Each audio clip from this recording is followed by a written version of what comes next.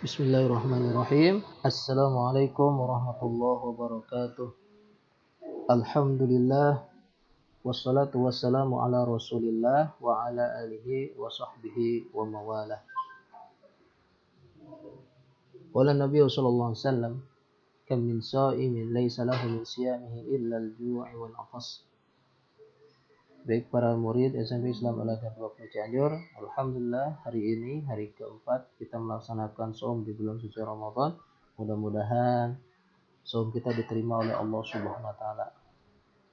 Dan juga hari ini Bapak akan melanjutkan materi yang disampaikan ketika Tarhib Ramadan. Ini adalah lanjutan yang kedua. Nabi SAW bersabda, kam min sha'imin laisa lahu min siyamihi illa al-ju'i wal 'atas. Banyak orang puasa tidak dapat apa-apa dari puasanya kecuali lapar dan dahaga. Yaitu orang yang puasa tapi tidak menjaga anggota badannya seperti di bawah ini. Maka dia hanya mendapatkan lapar dan dahaga saja. Pahalanya hancur lebur. Di antaranya yang pertama adalah lidah dari kebohongan. Selalu berkata-kata yang bohong. Ayatul munafik salasun. Idza haddasa kadzaba. Jadi orang munafik ada 3. Yang pertama, apabila berkata, dia berbohong. Makanya lafaz dalam hadisnya, idza haddatsa, pakai tasdid, haddatsa, yaitu pembicaraan kadzaba, yang penuh dengan kebohongan. Maksudnya, kebohongan yang diungkapkan satu kali, maka kebohongan yang pertama akan ditutup dengan kebohongan yang kedua, dan seterusnya. Makanya dulu, ada salah satu nabi palsu zaman Rasulullah, itu namanya Musailamah al-Kadzab. Kadzab itu kebohongannya sudah akut, kebohongannya sudah parah. Makanya diberikan julukan al-Kadzab, penuh dengan kebohongan. Makanya orang yang terbiasa berbohong di bulan sebelum bulan Ramadan atau sebelum masuk ke bulan Ramadan akan terbiasa dia akan berbohong di bulan Ramadan. Makanya mudah-mudahan kita dijauhkan dari sifat ini. Yang kedua, tangan dari perbuatan terlarang. Apakah kita ngambil barang yang bukan milik kita, mengambil harta yang bukan hak kita, kemudian juga meminjam barang orang lain yang kita tidak minta izin kepada orang yang punya barang tersebut, atau istilahnya adalah ghosab. Mudah-mudahan kita juga dijauhkan dari perbuatan ini. Kemudian yang ketiga adalah perut dari yang haram, ya, memakan barang-barang yang haram. Apakah kita memakan dari makanan yang sudah jelas keharamannya, ataupun makanan yang mungkin kita tidak tahu bahwa di dalamnya ada unsur haramnya. Mudah-mudahan kita dijauhkan dari hal ini juga. Kemudian yang keempat, mata dari pandangan yang tidak diperbolehkan. Ya, di antaranya ya bisa jadi karena kita belajar online atau belajar jarak jauh, bentar-bentar kita lihat di YouTube, lihat aurat perempuan, ataupun yang perempuannya lihat auratnya laki-laki, ataupun lihat ketampanannya laki-laki, misalkan sampai ketawa-ketawa sendiri, guling-guling sendiri sampai masuk ke bawah ranjang, ya, itu terlalu berlebihan. Mudah-mudahan juga kita dijauhkan dari seperti ini. Apalagi di bulan Ramadan, kita melaksanakan saum, ya, mudah-mudahan mata kita lebih banyak diperlihatkan kepada hal yang positif, yang baik. Kemudian telinga dari kebohongan, gosip, pergunjingan, mudah-mudahan juga kita dijauhkan dari sifat seperti ini. Yang keenam, kaki dari perbuatan buruk, ya. Nah, bisa jadi kaki kita dilangkahkan, misalkan ke kelabing, ataupun kaki kita dilangkahkan ke kafe-kafe. Lebih sering kita pergi ke kafe untuk bukber daripada kaki kita dilangkahkan untuk ke masjid atau untuk melaksanakan tadarus Al-Quran, ya. Kemudian selanjutnya, nah ini kita akan menjelaskan berkenaan tentang fikih puasa, ya. Mudah-mudahan ini juga bisa lebih menyempurnakan saum kita, ya, dan juga lebih yakin dalam menjalankan saumnya. Yang pertama, rukun puasa. Rukun puasa itu ada dua. Yang pertama, niat puasanya pada tiap malam ataupun menjelang fajar, menjelang subuh. Ya, sebagaimana yang sudah disampaikan di pertemuan yang pertama atau waktu tahlil Ramadan, yaitu kita melaksanakan niat ya harus pada malam hari atau setelah melaksanakan sholat tarawih. Kemudian selanjutnya menahan diri dari segala yang membatalkan puasa sejak terbit fajar sampai dengan maghrib, ya, itu rukun puasanya. Malahan di dalam satu kitab Syafina menjelaskan kita harus tahu kapan kita mulai menahan dan kapan kita mulai berbuka, ya. Kapan kita harus mulai menahan dan kapan kita harus mulai berbuka, itu syarat sah saum diantaranya seperti itu. Kemudian selanjutnya syarat wajib puasa itu yang pertama adalah Islam. Orang kafir tidak bisa melaksanakan, orang murtad juga atau yang keluar dari agama Islam juga tidak bisa. Yang kedua baligh, ya, atau umurnya sudah sampai kepada tamamu khamsa asyarata sanatan, sudah sempurna umur 15 tahun. Atau ihtilam, dia belum sempurna umur 15 tahun tapi sudah mimpi basah, sudah keluar sperma bagi anak laki-laki, maka dia sudah masuk ke umur balik. Kemudian yang ketiga berakal, yaitu jelasnya adalah orang yang bisa membedakan mana yang baik, mana yang buruk, mana yang sunnah, mana yang fardu. Nah, kalau orang gila berarti tidak termasuk syarat wajib puasa. Kemudian yang keempat, mampu mengerjakan atau tidak sakit atau sehat, ya. Kemudian yang kelima, suci dari haid dan nifas bagi wanita. Selanjutnya, ada orang yang boleh meninggalkan puasa, diantaranya orang yang sakit. Bila sakitnya akan tambah parah, itu boleh kalian cek di surat Al-Baqarah ayat 184. "Faman kana minkum maridan aw 'ala safarin fa'iddatun min ayyamin ukhar." Sudah dijelaskan, "Faman kana minkum maridan", ada yang sakit, aw 'ala safarin. Yang kedua, musafir dalam perjalanan jauh, jalanannya yang sangat menguras tenaga, maka dari sana fa'iddatun min ayyam, boleh diganti di hari-hari yang lain. Kemudian yang ketiga, yang boleh meninggalkan puasa haid atau nifas, ya. Atau yang keempat, hamil dan menyusui, juga sama, khawatir, bisa jadi khawatir bagi orang yang hamil atau perempuan yang hamil, itu khawatir kepada dirinya ataupun janin yang ada di dalam dirinya, itu boleh meninggalkan puasa. Dan juga ibu yang menyusui juga sama, ya, karena khawatir ASI-nya itu tidak banyak dikarenakan saum, maka khawatir nanti sakit terhadap bayinya, maka boleh meninggalkan saum. Yang kelima, orang tua lemah tak kuat, maka juga diperbolehkan meninggalkan puasa, cuman harus wajib membayar fidyah, ya. Ukuran para ulama menyampaikan itu fidyahnya 575 gram per harinya, atau waktu atau hari yang ditinggalkan ketika bulan Ramadan. Kemudian selanjutnya yang membatalkan puasa, yang pertama makan atau minum dengan sengaja, ini membatalkan puasa, ya. Yang kedua, berhubungan suami istri di siang hari. Nah, ini berhubungan suami istri karena kalian belum melaksanakan pernikahan, nah, insyaallah berarti kalian aman, ya.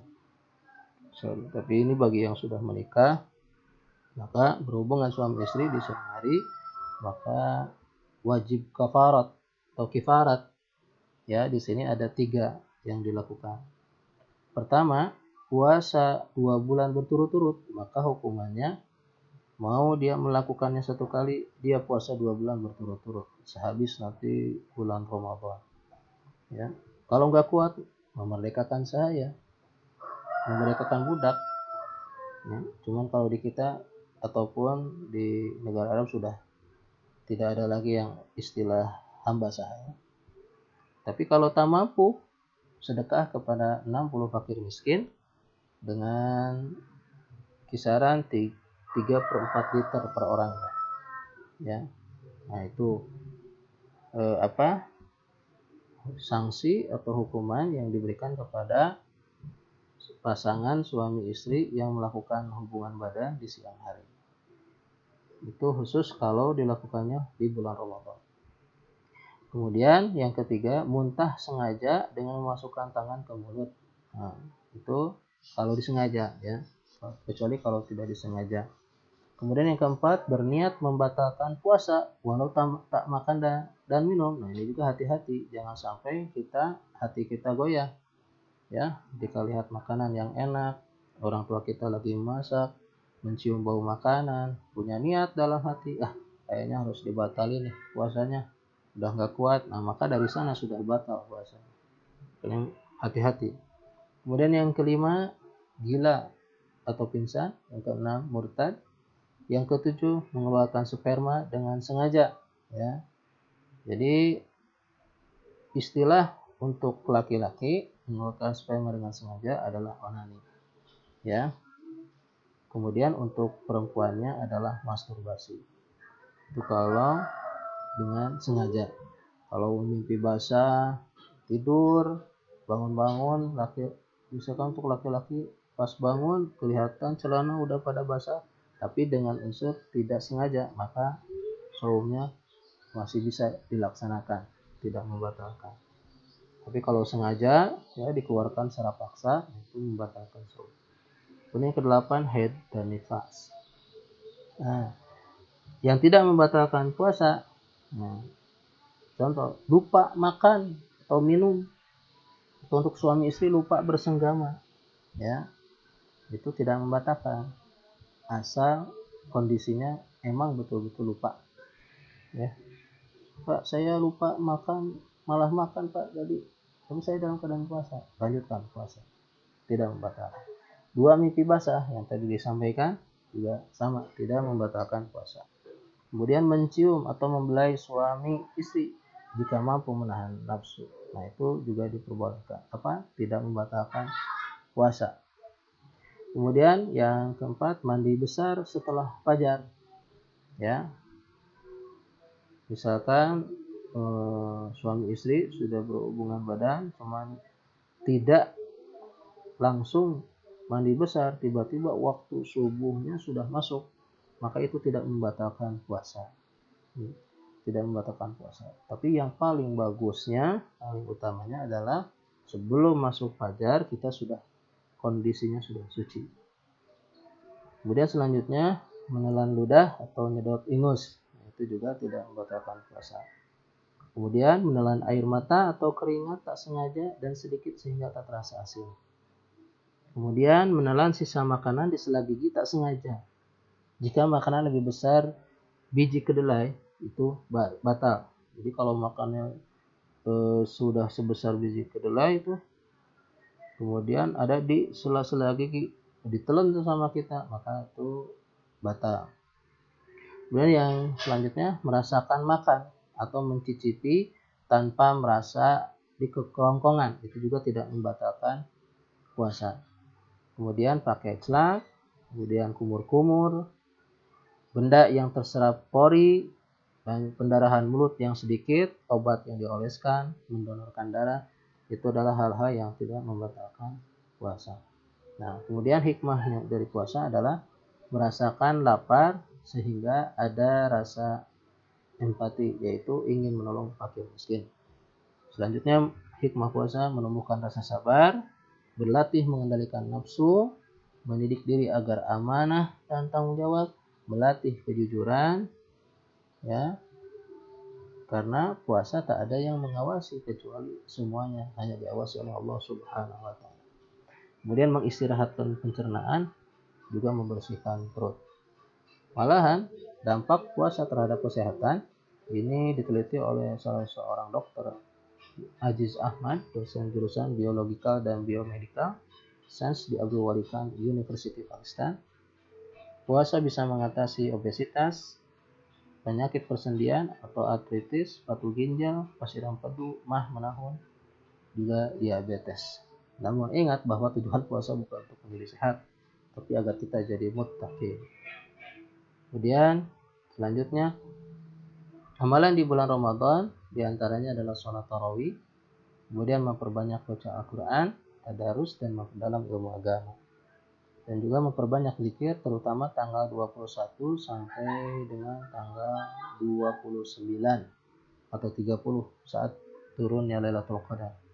Memperbanyak sedekah, dan jangan lupa juga zakat fitrah, ya, karena zakat fitrah kalau nggak dilaksanakan maka saum kita itu tergantung antara langit dan bumi, ya. Kemudian selanjutnya keutamaan bulan Ramadan itu diampuni dosa, ya. Silakan nanti dibaca hadisnya. Banyak kebajikan, pahala yang berlipat-lipat sampai 70 kali lipat, dan ternyata puasa itu adalah separuh sabar, dan sabar separuh iman. Jadi puasa itu seperempat iman atau agama. Kemudian selanjutnya puasa dan Quran memberi syafaat nanti di hari kiamat. Yang keenam, masuk surga disediakan pintu ar-rayyan khusus untuk orang yang berpuasa. Yang ketujuh, ternyata dengan berpuasa di bulan Ramadan itu bisa menutupi dosa-dosa kita. Yang kedelapan, bahwa mulut orang berpuasa lebih harum dari kasturi di hadapan Allah Subhanahu wa taala. Ya. Oke, langsung saja kalian silakan simak video berikut.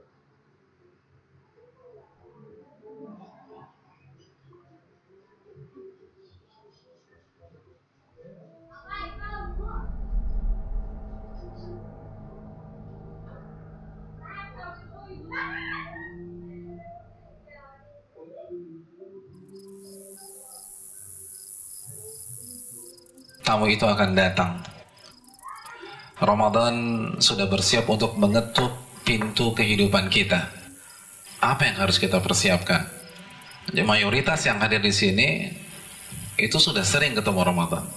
Namun, tahukah kita justru pengalaman kita bertemu Ramadan bertahun-tahun tersebut itu bisa menjadi bumerang.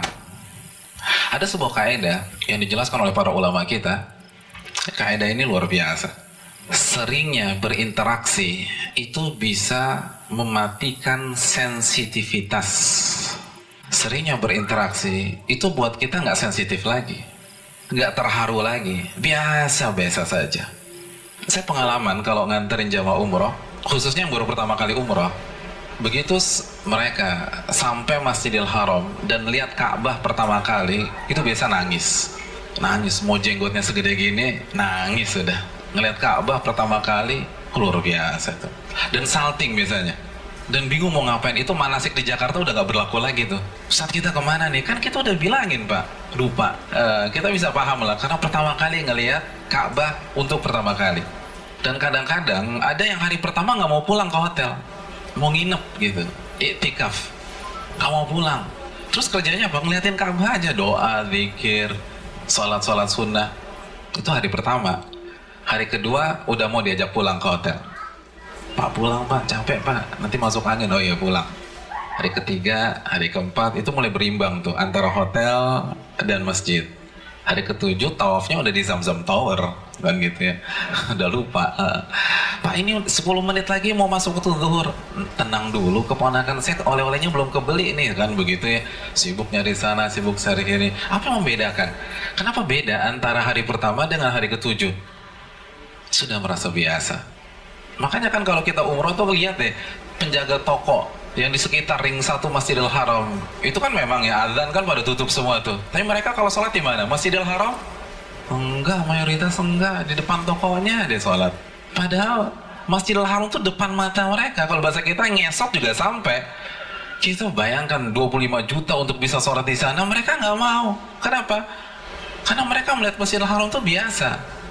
Seringnya berinteraksi itu bisa membunuh sensitivitas, dan bahayanya kalau itu terjadi dengan Ramadan, karena merasa sudah sering ketemu Ramadan biasa, seperti fenomena tahunan aja. Nah ini yang bahaya. Dan yang lebih bahaya lagi, banyak di antara umat Islam itu melihat Ramadan dari satu sisi aja kan gitu. Kalau kita dengar Ramadan tuh yang terbesit di benak kita apa sih? Bulan apa? Bulan ampunan kan gitu ya. Bulan penuh rahmah, bulan penuh berkah. Oh pokoknya enak-enak aja deh. Tapi tahukah kita bahwa Ramadan jika tidak kita sikapi dengan benar, maka bisa jadi menjadi mimpi buruk bagi kita pada hari kiamat. Nabi kita sallallahu alaihi wasallam bersabda dalam hadis riwayat Imam Muslim, celaka seseorang, Allahu akbar, manusia sebaik Nabi kita sallallahu alaihi wasallam, semulia akhlak beliau sallallahu alaihi wasallam, itu sampai mengatakan celaka seseorang. Itu kan jarang banget. Jarang. Beliau dizalimi, doa beliau, Allahumma ighfir liqaumi fa innahum la ya'lamun. Ya Allah, maafkanlah kesalahan kaumku. Bisa jadi mereka nggak tahu. Itu ketika terluka. Dan coba kita bandingkan dengan hadis ini. Celaka seseorang. Hal ini kan menimbulkan tanda tanya besar di benak kita. Ini orang salah apa sih? Kok bisa Nabi terpaksa memvonis dia?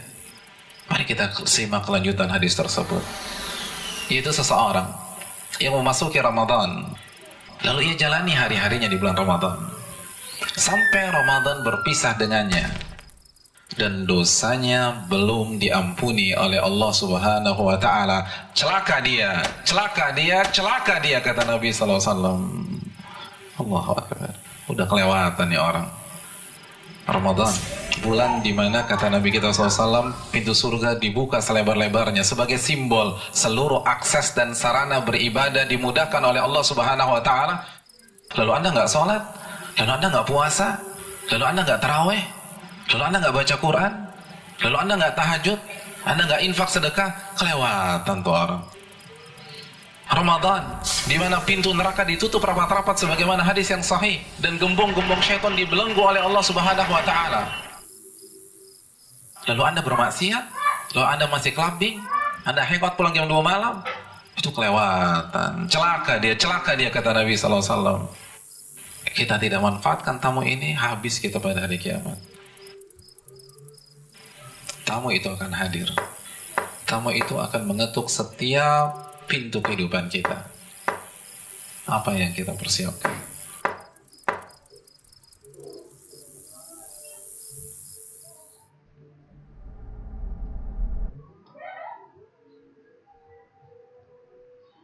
Oke, baik, itu tayangannya. Ya, mudah-mudahan kalian bisa lebih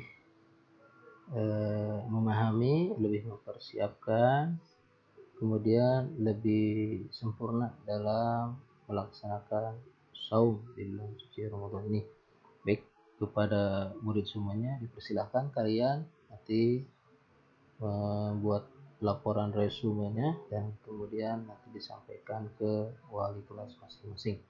Itu saja mungkin dari Bapak. Mohon maaf atas segala kekurangannya. Kita doakan mudah-mudahan kalian semua menjadi orang-orang yang bertakwa, dan juga mudah-mudahan segala amal kebaikan kita ibadah saum dari hari 1 sampai hari ke-4 ini diterima oleh Allah Subhanahu wa taala. Khutbah sofa dan makadar, akhirul kalam. Assalamualaikum warahmatullahi wabarakatuh.